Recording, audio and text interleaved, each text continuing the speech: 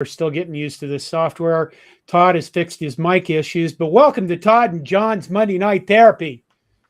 We like looking at this season, this Nebraska football season, 2022. We decided that in order to get through this season, everybody's going to need therapy. And Todd and I are the best choices you have to provide it. We're probably not going to be very good at it, but at least it'll be free. So we should be seeing chat come in here, and I don't know. What? Nebraska goes to Northwestern in week 0, and Nebraska comes out of Northwestern in week 0. They go to Ireland, and they come out of week 0 with a 31-28 loss, which is a pretty standard score for a Nebraska Northwestern game. Somebody always ends up one score above the others, and since it's a one-score game, we end up on the bottom. A lot of people have seen my rant about the game, and I don't really remember hardly what I said because, it just goes out of my head into the world, and then I forget about it. And I think that's one of the best therapy sessions you can do. It's just getting shit out of your head and out into the world where it can just, fly around out there and disappear from your mind. Just like kind of cleanse yourself. Cleanse. So Todd, just what was the one thing you took away from the tragic loss to Northwestern? We're not that good. That's probably an oversimplification, but John, it was frustrating on multiple levels. I went into the game feeling pretty positive about the team. And I know you did too. You, in fact, thought that it would be, a butt kicking. But certainly, the bottom line is, and this is going to be the broken record, at least with the two of us all year. It comes down to coaching, and they were a better coached team. Pat Fitzgerald, for my money, he's the best coach out there. For the best buy for your buck, so to speak. He does more with less than any other coach in the country, and he took it personal after the walloping that Nebraska put on him last year. That was Nebraska beat them down last year, and they had an entire season to kind of soak all that up and get ready for it. And once again, and in my mind, there's nothing wrong with projecting confidence, being optimistic and all that type of stuff. But here we go again, saying stupid stuff, and getting it crammed right back down our throat. So the bottom line was this: the best coach team was Northwestern. The most physical team was Northwestern. The team with the best offensive and defensive lines was Northwestern. And those things are gonna win you a lot of football games. And what's Scott's record in his first games? He hasn't won many of them. So, I guess that's kind of where we're at. I don't know. You took everything there. You're supposed to leave some holes in your diagnosis for me. Oh, well, I take it all back. No, hey, I think the biggest thing that bothered me about it wasn't the decision making. It was just the lack that we weren't physical at all. The missed tackles, the defense missed tackles because, and I don't know this firsthand, but the most of the time, when defenses miss tackles as badly as Nebraska whipped on their tackles, it's because they're not doing that live practice. They're not scrimmaging. They're not actually doing physical practices. And we saw that the spring game where they didn't physically practice. And, Adam Carricker brought that up on one of his, I didn't watch his post game, but I think he did something a little later. And he said, what's the one thing he would change? is that he would start having them do scrimmages in practice. Because normally what you do is, right, you have a fall camp and you prepare your body for football. And the way you do that is like beating the shit. You start beating each other. That's what you do. And you do scrimmages and you do live practices and pads because you're getting ready for the physicality of the game. Because you can't fake tackle people and get ready to tackle people in real. And he basically, Carricker said, if I was going to change one thing, I'd start doing scrimmages now because they're not physical. And we play in the Big Frickin' 10. Yeah. You can't play football in the Big 10 and, not be physical. So it's exactly right. And one of our listeners, mentioned that a lot of the tackling woes were because we were out of position. Well, that's true. We were out of position. There was a lot of arm tackling, just poor tackling overall. And, gee, many Christmas, last year it was the defense that put us in situations where we could, win. And this year, I mean, the defense really laid an egg here in the first game. So, we started out on a negative note, but I think, there are a couple of positives, or at least, John, what did you take away that at least gives you some kind of hope that in the next few weeks, that that Nebraska may have some success? Was there, or maybe not even that, is there anything that you saw that was an improvement upon last year, or something that you thought, hey, that wasn't so bad? I thought Casey Thompson was a good quarterback. I thought he played well. I thought he made some errant throws. The end of the game interception. Who was it? Wyatt Lure. That was too. Wyatt Lure. Anyway. Yeah. He I thought he was accurate. I thought he made good plays. The one fantastic scramble for 12 seconds and throw the ball down the field was really good. It was a really fantastic play. I thought he made plays that, we've seen Adrian Martinez now make over the years and scream and yell about. I think the play went down in the second half, but I think everybody started to lose their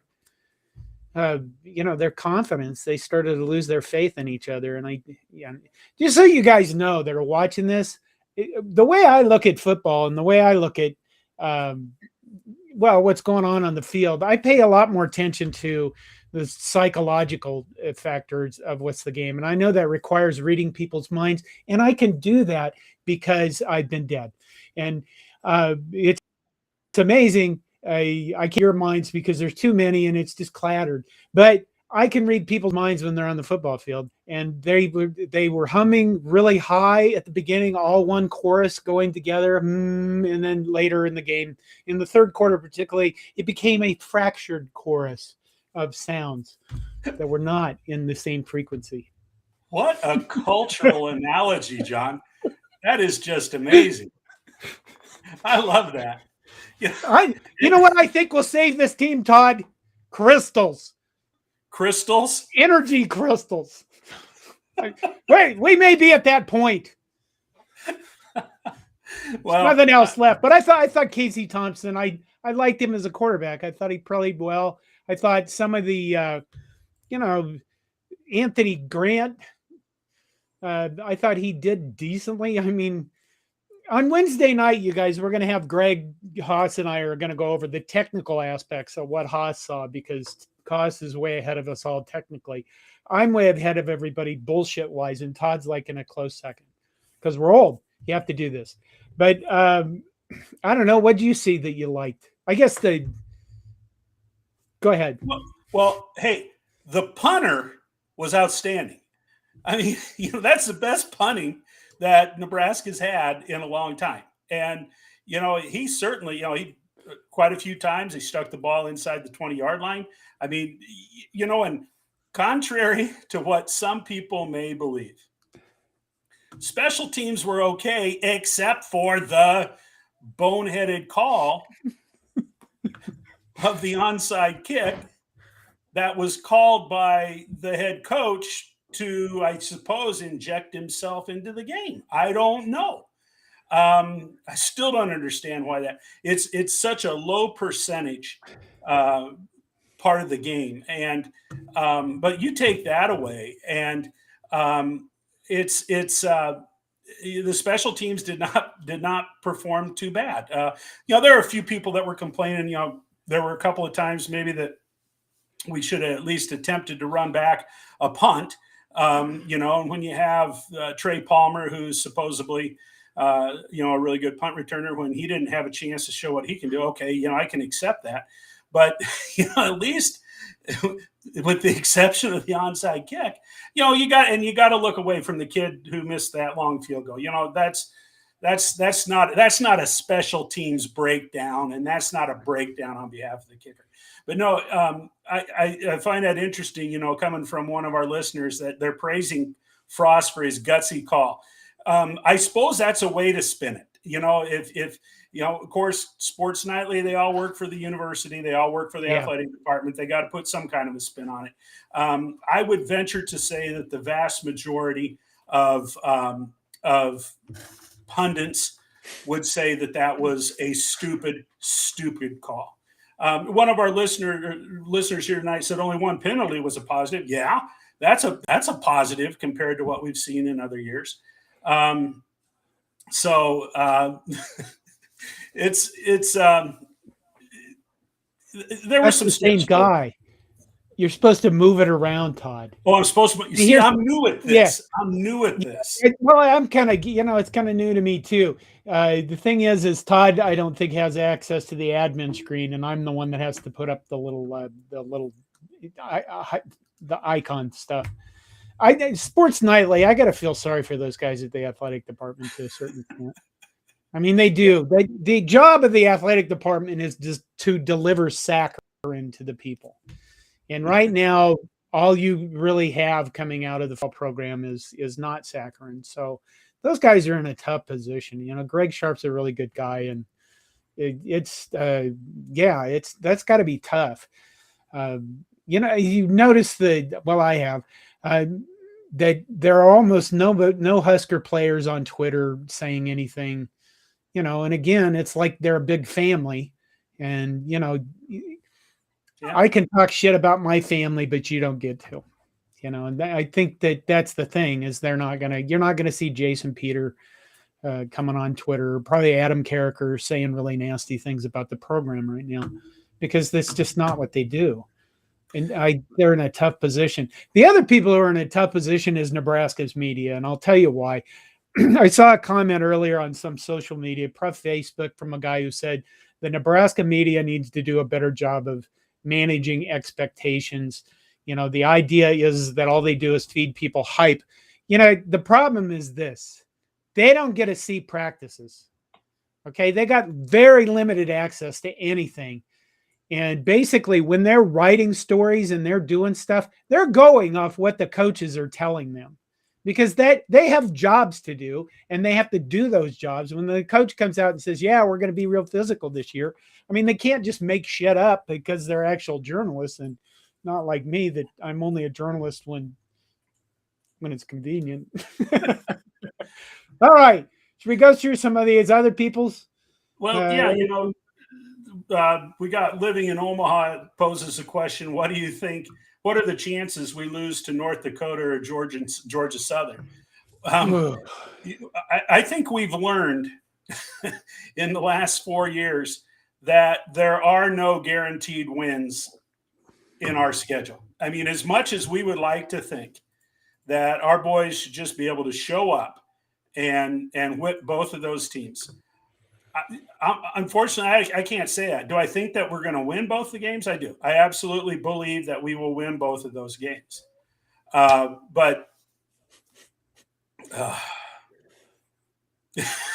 I thought we'd beat the shit out of Northwestern too, so that didn't happen. I should have known better. But the Kool-Aid hit me all at once right before the game. I repeatedly said I'm going to wait on this and leave it to the last moment, and I did. And I went down to the lake walking around that morning, and I did a video short on YouTube. I'm still trying to learn how to use YouTube, and I predicted 38-10. That didn't live well, did it? All right, I just clicked on something. Northwestern's O-line is legit. Left tackle 77, the best player the Huskers will see all year. Just saying, that remains to be seen. I really think it does. I'm not dissing on the Northwestern guys, but Nebraska, they ran over it. They ran over a Nebraska team that wasn't prepared to be physical at all. And honestly, I cried during this game, Todd. I did. I did that short reaction video. You're an emotional and man. I honestly, I got extremely fatigued because of my brain injury. I got very stressed, and they ran the ball 18 straight fucking times at the end of the game. 18. That's the kind of shit Nebraska is supposed to do to people. And it really upset me a lot. And I thought, I really honestly, I thought, how does Adam Taylor feel, or Aaron Taylor feel watching this? How do those guys that we loved as linemen play for Nebraska on good teams? How did Matt Slauson feel about watching this? Because they didn't really disguise anything. They just, I think they ran zones and a couple counters, and it was terrible. I mean, it was heartbreaking, because if Northwestern can do that to us,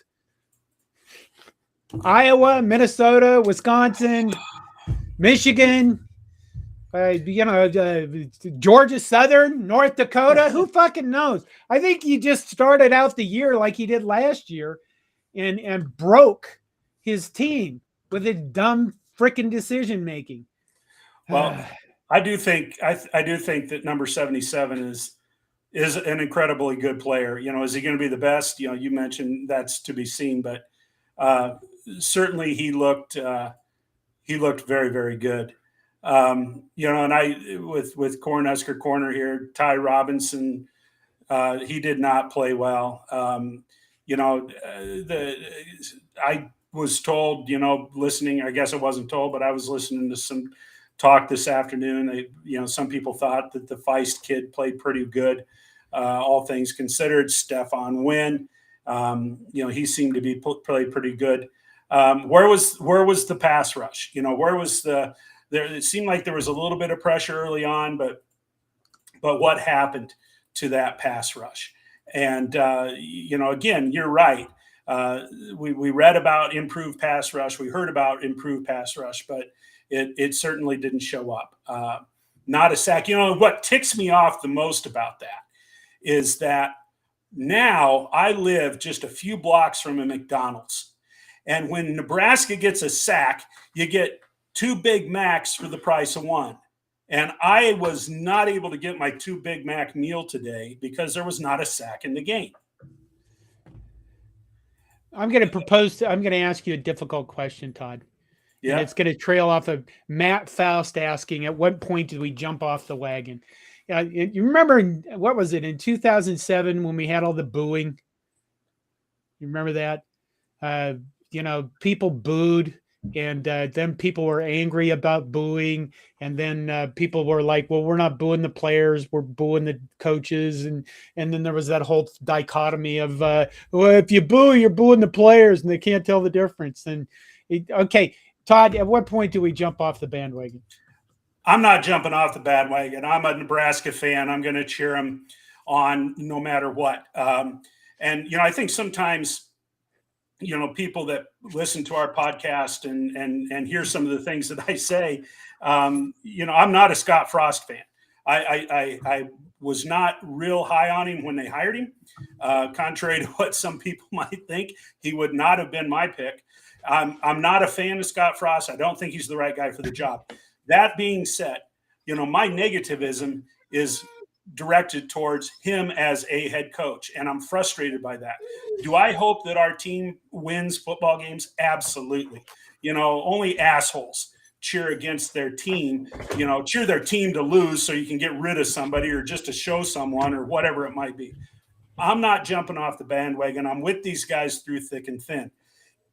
Now, is there going to come a time when I'll go to a wedding on Saturday rather than watch a football game? Well, if they don't start playing better, and if I have a wedding to go to on Saturday and there's free booze at the wedding, that might be a tough choice.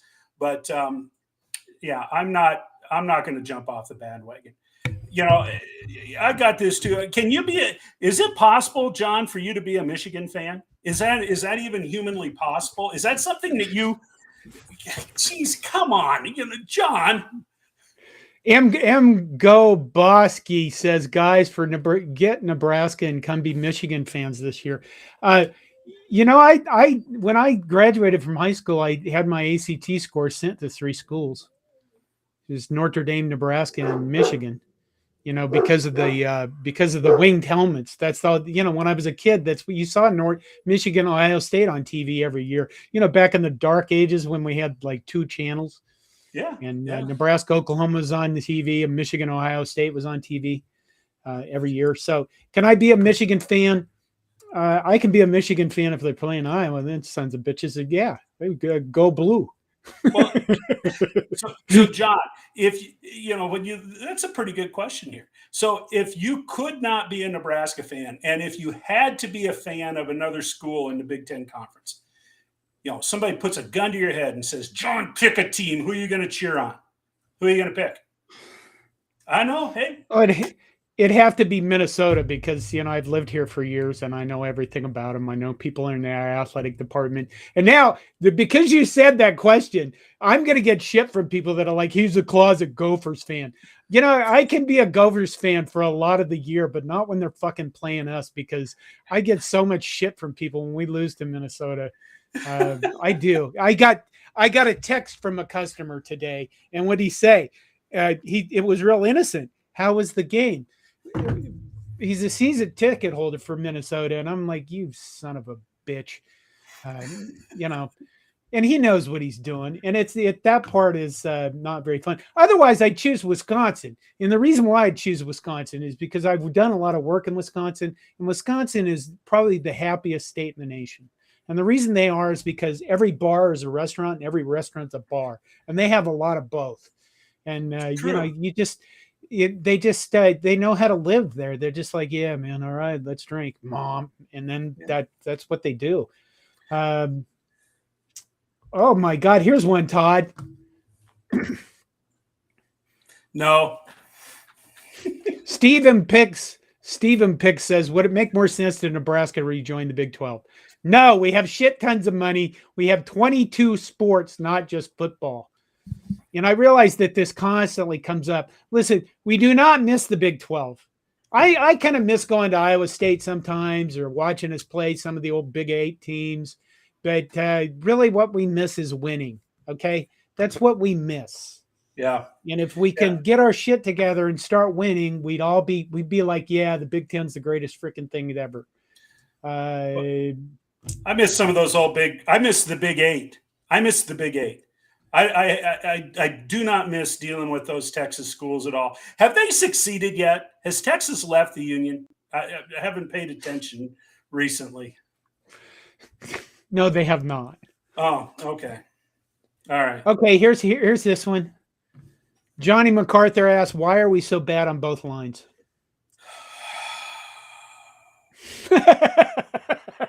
That's a big sigh. I don't know. They used to be such a strength, and I'm not an expert in this, but I do remember, back in the day when Scott Frost was hired, pretty quickly he said that he was going to bring his entire staff or try to bring his entire staff from UCF, and at that point in time, and when a lot of young coaches become head coaches, I think one of the 2 most important decisions that they make is who's going to coach their offensive line and who's going to coach their defensive line. And whether or not one of those is a coordinator or not, really doesn't make a difference to me. But if a young head coach in my opinion, wants to put the right people in the right spot, you find old codgers that have been there, done it, seen it. You get some of those old crusty sons of bitches, that do it old school, and you put them as your offensive and defensive line coaches. And then you can get these other young bucks out there that have a lot of energy and a lot of creativity and that kind of stuff. But quite honestly, when it gets down into the trenches, it's toughness, toughness, toughness. Both positions have developed some new techniques over the years because of changes in the rules and stuff, but it still comes down who are the tough guys, who are mentally strong, physical, those kinds of people. So we just don't have, we don't have the Jimmies and Joes in there right now, or the Jimmies and Joes are not being coached so that they can excel. But I've never claimed, I'm not an expert on offensive or defensive line play. I can't break it down any more than that. Yeah, I think it goes back to the lack of physicality in practices and stuff like that. Haas, we have discussed this game in our Slack room. Haas made the comment as a teaser for Wednesday night. Haas made the comment that Northwestern figured out our slide protection, and our offensive line was not prepared to diagnose or understand the fronts that Northwestern was throwing against us. And that really comes down to being outcoached on the offensive and defensive lines. But you know what's funny is my guy Bryce Benhart graded out at the top of the offensive line, and yeah, I don't know if that's Teddy had a rough game. Teddy Petraska had he a did. tough. Okay. Living in Omaha, David Matney says, "What does Scott Frost hope to accomplish by throwing his staff under the bus in post-game press conference?" He feels better. You want to take this? Yeah, he feels better. He feels better himself. There's nothing to gain there. We don't, we're not down there. We don't know what the dynamics are down on the field. But I did not like what he said after the game. We got to show more creativity on offense. I don't know what he's alluding to, but I don't see any other way to take that statement other than he's expressing some frustration with Whipple. Now, offensively, it'd been great if Vokalek would have been healthy the whole game, because it seemed like Casey Thompson and Vokalek, had a good thing going. Why did we not attack the edge with the running game? Last year we put up a lot of yards, running at the edge and running outside. Why didn't we do that? We had all these 4-star recruits. We brought in, these at wide receiver. We have, supposedly that's a strength of the team. Why late in the game weren't those guys being utilized? The one positive about the offensive line, is there was a pretty good pocket most of the game. Casey Thompson, I don't know what happened in the third and fourth quarter, whether he was rattled a little bit. He was throwing the ball consistently behind his receivers. The receivers are getting their hands on the ball, but it's hard to catch the ball when you're twisting around. I don't know, but Scott Frost continues to be this, you and I have talked about this, John, he's terrible. Yeah. Chris Testing says Scott Frost continues to be the worst coach at a microphone. And we had an argument in our Slack room, and we examined what Frost said about being creative. And some of our guys were like, people are attacking every word he says. And that's kind of right. That people are diagnosing everything he says. And I think that when you realize, I just don't think he knows what to say. So he just says dumb stuff. And the problem that I have is that it belies his thought process that this still isn't my fault. I'm still not accountable for everything. And that's really a big problem. It is his program. It's been his program now for 5 years. And I still get the idea that he just doesn't, it's like somebody else is supposed to do stuff take over part of it for him and do all that. And he's like, oh, well, they did that. I didn't do that. Good God, when you're a project manager and the fucking project is falling apart, it's your ass. You can make all the excuses in the world. It's still you. They put you in charge for a reason. And then they paid you the money for the reason. You and I have said it. We believe that Scott Frost needs to have a spokesperson. And, Kaylee McElhaney, Jen Psaki, they're both. I think they're both out of work right now. And is it Kaylee? Did I say that right? McEnany. I recruit one of those. I mean, those gals can spin anything. They'd be good. MK says, Todd, your background looks like Herbie and Little Red are mourning our season like someone mourning the death of a pet. Wow. I saw that. It's not even week 1, Todd. It's not even week 1. I never thought about that. I'm new at this on this software, so I will try to find a better background. But when I looked at that, I kind of thought it's Herbie putting his arm around Little Red and saying, "Little Red, one day you can be out there playing with the big boys." Isn't that the mess? Maybe not. I don't know. I think your background seems appropriate. Jason Reeves says, will Scott Frost end up as a Nick Saban rehabilitation project? That'll be interesting to see if, in fact, it does happen, because Nick Saban, his home for wayward coaches down there in Alabama. If Scott Frost gets let go, Scott Frost he's got a lot of money in the bank. Stay away from coaching for a year or two. Spend a little time picking the brains of people that have been successful, like some coaches out of the game. And then if he wants to go to rehab with Nick, go to rehab with Nick. But I don't know. I don't know. One of the things that I was disappointed in is Logan Smothers. How were you disappointed in Logan? He's one play. How did they do this?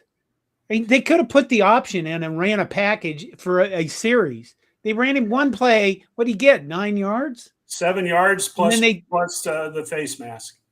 Yeah. And then they took him out. And I thought, okay, they're going to run this series with Logan Smothers. They're going to run some option. This will be fun, because I'm sure Northwestern is like, okay, this is a little bit of a wrinkle. Then he goes out after one fucking play. That makes no sense to me. Do you suppose that's where the criticism of lacking creativity comment came from? Was it Scott Frost that wanted Logan Smothers out there for a series? Whipple ran him out there for one play and then pulled him back. Who knows? That might have been what the reference was. Logan's he did weapon. Well, he's a weapon, and they should use him if they can. If they can find a way to use him, they should. All right. Oh, hey, here's a comment. Hurricane Rave says, whoever backs Frost these days is putting him above the program. There's a lot that can be said about that. And John, you and I are on the record. We both believe that he should have been let go last year. And I think both of us, and I guess I am speaking for you, we both did understand the financial implications for that. And so you just kind of live with the idea that you negotiate with him and you buy down his contract a little bit and make it a little bit more financially feasible. But, here's the thing. I said this a while back. If they would have canned him, if they would have taken off and left him in Dublin and canned him after this game, that would have satisfied me, would have satisfied John, would have satisfied a lot of people. But we're not the ones calling the shots. And I think the reality is that they're going to give him an opportunity to win a few football games. I still think there's two measuring sticks to look at this. They're going to have to win 5 games before they lose 5 games. If they lose 5 games before they win 5 games, that is not going to end up with a good season. That's going to be, end up with a losing record or 6-6 at best. The other way to look at it is if we're 3-3, I think that spells doom for Scott Frost. This team should win against North Dakota. This team should win against Georgia Southern. Oklahoma, well, you know what? If they get their act together, they could beat Oklahoma. And so then what does that mean? Where are we at in 3 weeks? How are we feeling 3 weeks from now if Nebraska beats Oklahoma and they're 3-1 at that point? Oh, Is all forgiven? Has Scott Frost learned from all of his mistakes? I think that they didn't fire Scott Frost last year because some big booster somewhere said number one wouldn't pay for the payout and said I won't give you money because if you fire Scott Frost because he's Scott Frost. That's got to be the reason for all of this stuff. Why is he still around even now? Because some booster somewhere had millions of dollars and said so. I guess this guy probably likes being friends with Scott and thinks that it's a thing that he's the friends with one of the worst fucking coaches in Nebraska football history. That's what I don't get about this. Well, the guy is now it's horrible for him. I mean, let's take Scott Frost's perspective on this. He came to Nebraska and he thought, okay, I'm going to be successful here. And now he literally is one of the worst. I mean, yeah. Bill Jennings is kind of a measuring stick, right? Bill Jennings had a way better conference record than Frost. And if you go back to the list of Nebraska football coaches in history, he's better than guys that coached in World War II, that, coached for a year and all they had was 4 Fs to play football because everybody else went off to war. So he's better than guys that were playing with 4 Fs as football players. He might be better than one of the guys early, like in 1896. I don't remember, but now he will be remembered at this point, unless some freaking miracle happens, for being the worst coach in Nebraska history. That's terrible. Yeah. And he's young, Todd. He's a young guy. Sure he is. And, but I've torn down Scott Frost to the point where I'm sick and tired of it. The reality is that he can't get out of his own way, and he continues to make stupid mistakes, stupid decisions, and he does not. He has he does not. How do I want to? He's not a leader, and he cannot coach this team to play a disciplined, smart game of football, and you're going to have that. To win. And I don't know. It's one of the things that I heard today, and I've heard it mentioned a few times, it's only one game. It's only one game. Give him a chance. Give him a chance. We've given him 4 flipping years, 4 years. And, maybe this all turns around. Maybe this season Nebraska ends up 8-4. I have my doubts. I'd be happy as hell if that happened. But Matt Faust says, "Let's have some fun. Who would you guys want for the next head coach?" You know what, Matt? That it's too early for that. We'll worry about that. I got that comments. The YouTube video I did apparently is over 50,000 views, where I was pretty ranty in my bathroom, but. I thought, people had commented a lot on the YouTube video about who's going to be the next coach. And I just thought, we have time for that to happen, and we still have to generate content. I mean, to be fair, that the guys who are arguing maybe the season will show something, they do have a point. I don't believe it, but time will tell what we're going to do. Well, Les Torres apparently thinks that you and I are taking over. Huh. Wow. Les says, how awesome. Looks like we have our future coaches. Well, Don and Todd, seems like you have all the answers. Why are you on a podcast? You're probably the same clowns that ran Solich out of town. Garbage. 2 things. My name's been changed to Don. 2 things. Number 1, I didn't chase Solich out of town. I wasn't one of them that wanted Frank Solich run out of town. And number 2, how dare he call you Don? I've been told I resemble Don Knotts in my life. Well, you kind of do. How are we on a podcast? Because we're full of shit, and we're better full of it. It's a higher rate of shit than a lot of other people have.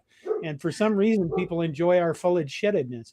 And that's really, believe it or not, the athletic department does not come to us asking us any questions or for any advice.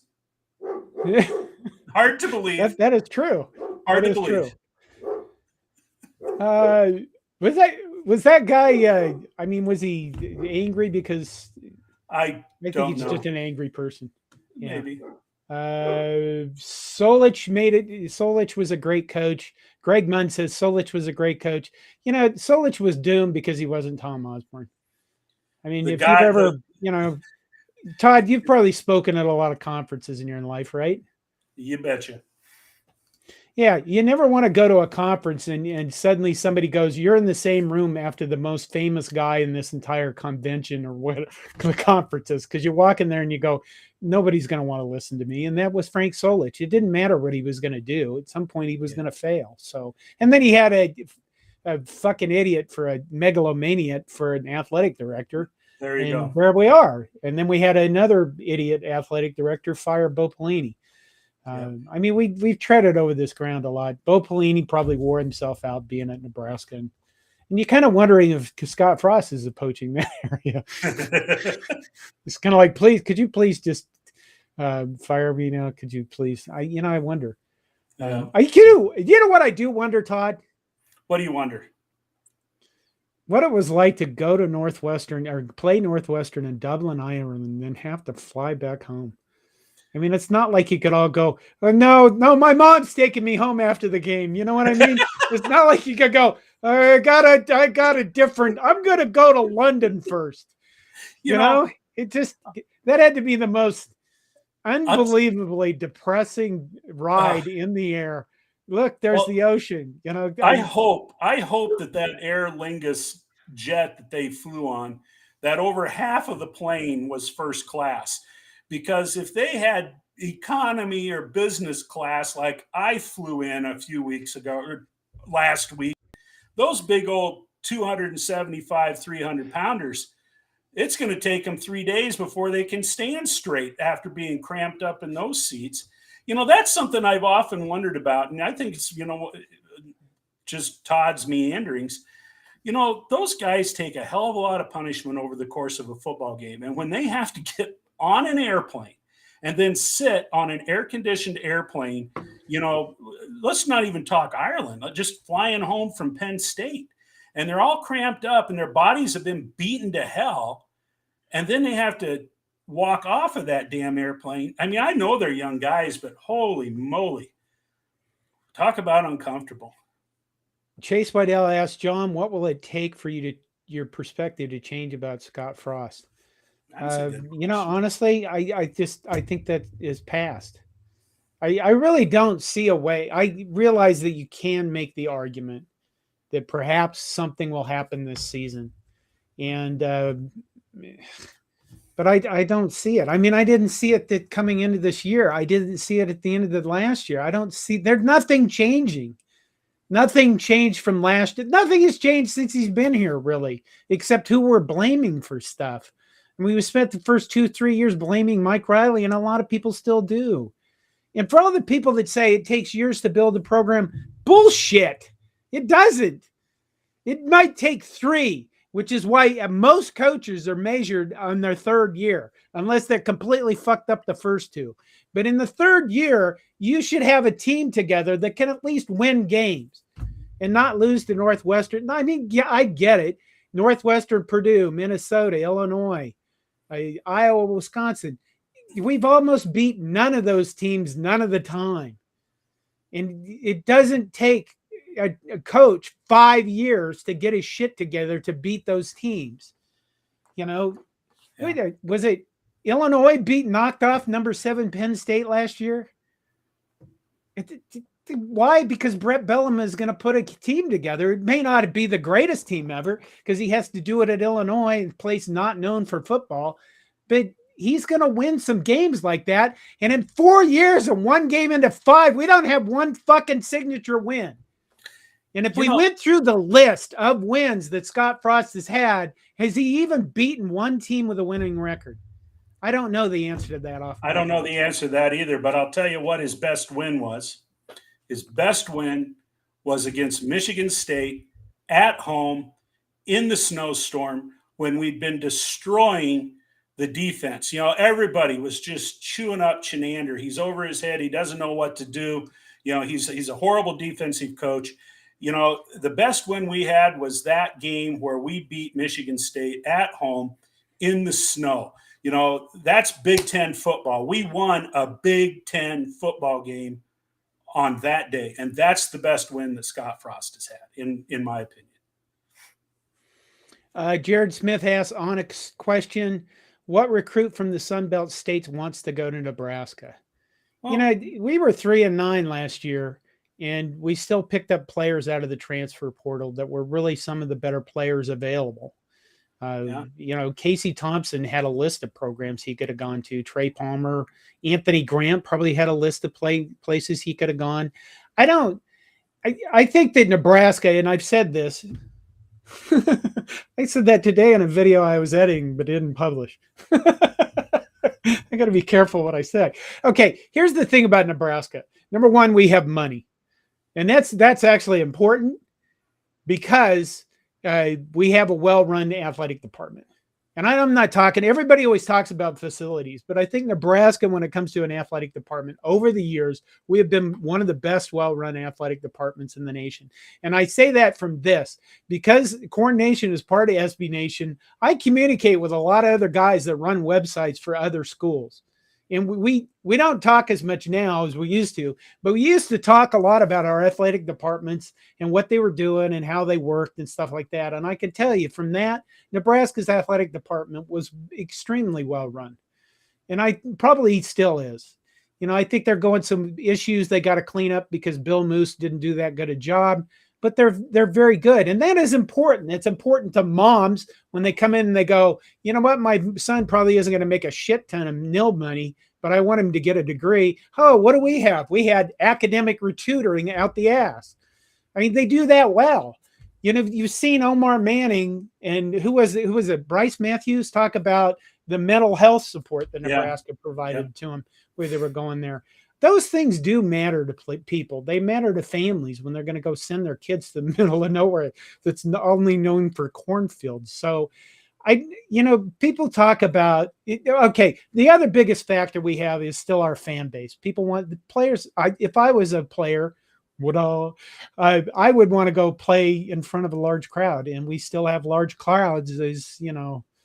We'll see next week, but that's still a thing. We've sold out every game since '62, since I've been alive, and that is a thing. I realize we beat ourselves up about it's fake and all this shit, but it's a thing that nobody else has. So I think those are all reasons. And then you get a good coaching staff that can sell themselves on coming to Nebraska and playing Nebraska football. I think we'll be fine there. People do not realize that we have out-recruited the Big Ten West for the last decade. Yeah. And the reason they don't realize that is because we have not developed a single, well, we have. Cam Jurgens got a job. But we have been very poor at player development through 3 coaching staffs maybe. But we've out-recruited the Big Ten West. And that's what you want to do. Those are the people you need to beat. Okay, I talked a long time. Well, John, we've still got a lot of good questions coming in here, but one of the things you and I have talked about, we don't want podcasts to droll on and on and on. Oh, that's true. We've called this program Monday Therapy, and I think the best therapy for Nebraska football fans right now is watch the volleyball team. They didn't play as sharp as they will later on in the season, but there is something to cheer about. There's a question that just came in here. Maybe we ought to talk a little bit about that before we wrap up. From Chase Weidel. I should have my glasses on. John, what comparisons can you make between Trev Alberts and Bill Moose, both positives and negatives? Well, Bill Moose was older. I think what you're seeing, when Bill Moose showed up, I think, he was a nice guy. I met him on the field once and I said, my name's John Johnson. I'm Corn Nation. I went to Corn Nation. I'm a really obnoxious person. I abuse everybody else in the Big Ten, so you don't have to. And he looked at me, he shook my hand, and he said, well, somebody needs to do it. Thank God it's you. And he was a really nice guy. And I think that's it's sounding like that's kind of where it ended. But I think the problems is when you look at the athletic department that Trev Alberts took over was the buyouts for Fred Hoiberg and Scott Frost. There were no performance parameters, and the buyouts were enormous. I mean, you shouldn't have to pay a basketball coach in Nebraska an $18 million buyout to be fired. It's just dumb. And the thing about that is if you can take that bad business decision and translate it to the rest of the athletic department, there's probably a lot of other bad business decisions in there too, because a lot of ADs are really, really terrible at being businessmen. Gary Barta, they're just terrible with money. They're good at glad handing, but they're terrible at doing any kind of business and understanding finances. And I think that's probably the difference between Trev Alberts and Bill Moos, is that Trev Alberts is going to understand the finances that come into it. Maybe too much, because we all want, well, we don't all want, but it'd be nice to have Scott Frost fired just right now. But he's going to save that $7 million by wait until October. I think the biggest difference between, I'm not a Trev Alberts fan, people know that, but I think the biggest difference between the two is Trev Alberts has invested in the University of Nebraska. Trev Alberts, views himself, he sees himself as the model, the face of the department, and he takes a vested interest in all aspects of the athletic department. Bill Moos rarely went to any other games other than the football games. Bill Moos spent a lot of time outside of Lincoln, back on the ranch and that type of thing. Bill Moos, saw this as his career-ending job. And, he brought in, at the time, what were the big-name coaches, got them, on the payroll at Nebraska. But Bill Moos was one of those pat you on the back, have a drink with you, good old boys. Trev Alberts certainly comes across as more of a business-like person, I think Trev Alberts welcomes the accountability, if you will.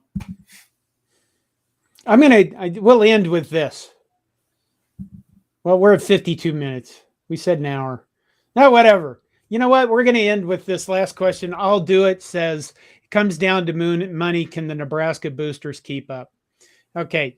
I want to explain to you my vision for where we're at and why this is a dangerous time for Nebraska football. I think with the expansion and the changes in the contracts and the just sheer amount of shit tons of money coming into college football, it's kind of looking like in 3, 4, 5 years, 6 years, college football is going to completely change, and it's going to become like a mini NFL. I don't know how that works when you're attached to the university, but apparently nobody cares anymore. So it's going to become like a mini NFL. All right. And that means you really need to have your shit together.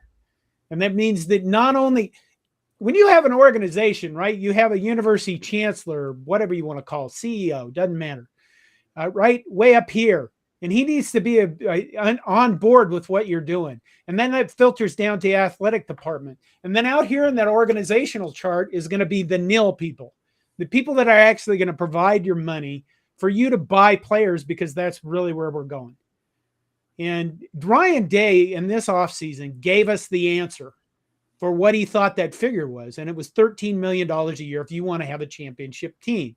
And I last I checked, I think Nebraska is certainly my state of mind is I'd like us to win championships. So how do you stay ahead of all of this? You have to have an organizational structure that is it's well run. People are all working. People all have the same vision, and it has to be together. And that means that you can't have splinter groups running their own shit on the side, and that's kind of dangerous right now for Nebraska, as we have what looks like a head coach who's running a dysfunctional, I just would call him dysfunctional. His whole coaching staff, everything they're doing looks dysfunctional as hell to me. But it all has to align to go into this next thing to be successful. So I mentioned the NFL. So what about the NFL? Okay, Detroit. right? Detroit has been terrible for years. They're perennial terribleness. And, Matt Stafford left there and then he wins a Super Bowl. Well, why is Detroit terrible? Because their ownership's terrible. Why are the Cleveland Browns a continual mess year after year after year? Because the people that run that are idiots. And why is the Dallas Cowboys years ago, everybody loved, okay, I'm old. Todd's old. Everybody loved Tom Landry. Okay. People liked Troy Aikman when he played for the Cowboys. Now you look at the Cowboys and they're a complete fucking mess. And I'm not a Cowboys fan, so I'm like, ah, but why? Because Jerry Jones is a moron. The ownership and the people who run the organization are the ones screwing it up. And if you don't have those people right, none of the rest of it is going to work properly. So that's where we're kind of entering a dangerous period for college football in general, but Nebraska football, I think, particular. Right now, Nebraska is one of the biggest brands in college football. And it's one of the biggest brands because we have a fan base. All right. I write books. Yeah, I wrote a memoir about me being dead and recovering. I wrote another book for heart attack survivors and what I used to recover. And if I didn't, I self-published, but I didn't go to a publisher. But I know if I did, the publisher or the agent would look at me and say, what were you bringing to the table? And I would say, well, I have all these followers and people that already read my stuff. And they would go, well, that's a big bonus. Well, Nebraska comes to the table. We bring all of our fans. And it's a huge fan base. And if you went to BTN and said, who watches this stuff? How do we make our money? They would go, well, Nebraska fans will watch any volleyball team, any volleyball game that has a Nebraska logo on it ever. They probably watch women's basketball before anybody else too. And then they probably watch wrestling. And then if we had a hockey team, they'd probably watch that. We should give them 83 sports. And then we could just have a Nebraska against everybody else in the Big Ten and probably make the majority of their money off Nebraska. And that's why we're a brand and we can bring somebody money because we bring eyes. And even when we suck, the entire fucking nation talks about us like they are right now. That's my end of the show rant, Todd. I'm all worn out now. Yeah, I know you're looking tired. Well, we probably ought to call quits to this because, we're old and getting close to my bedtime, John. It is. What am I supposed to do at the end of this? Well, I think you're supposed to say says somebody has a corn cob up their ass. Well, that's one way to do a show. It's not this one. You know what? I am disappointed in one thing, Todd. Yeah. Nobody asked us for dating advice. Because I can guarantee you, if they did, I could give the shittiest dating advice you'd ever heard. It would be terrible, but it'd probably work. Well, maybe we should try. We're here to help everyone. And so if you do have questions, man, we appreciate everybody tonight throwing questions at us and joining in here. This was actually kind of fun. Hard to keep up, with everything, but we hope we've given you something to think about. More importantly, we hope you've cracked a smile a little bit, or maybe found a little camaraderie and saying, well, hey, I'm not alone in what I think or what I believe out there. But at the end of the week, we're going to have another game, first game in Memorial Stadium of the season. North Dakota is going to come in, and Nebraska is going to take them on, and hopefully the team fires on all cylinders, and it's a game that is exciting, and Nebraska fans can, find themselves jumping up and down and cheering. So, as far as I'm concerned, we still have 11 games to play, and hopefully we win more than we lose. That's where I'm at. I wish I could be more optimistic than that right now. So you take it one day at a time, Todd. There you go. There you go. Okay, that's the way we end. This is Todd and John's Monday Night Therapy signing off. We thank all of you for showing up, and hopefully we'll get better as this thing goes on. Y'all